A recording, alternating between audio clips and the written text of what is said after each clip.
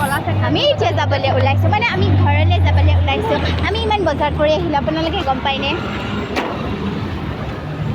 ये सब दोस्त मेरा दोस्त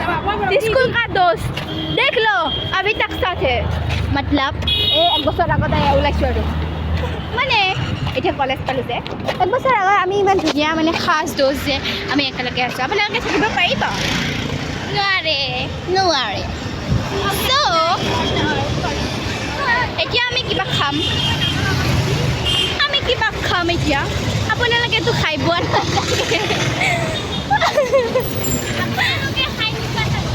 ইমান গৰমত যে এনেকৈ অহা যোৱা কৰি আছোঁ এয়া মানে মহাদেৱে এনাৰ্জি দিছে আচলতে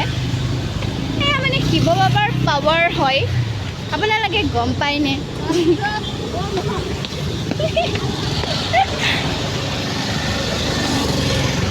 কি ভাবি চালা কি হ'ল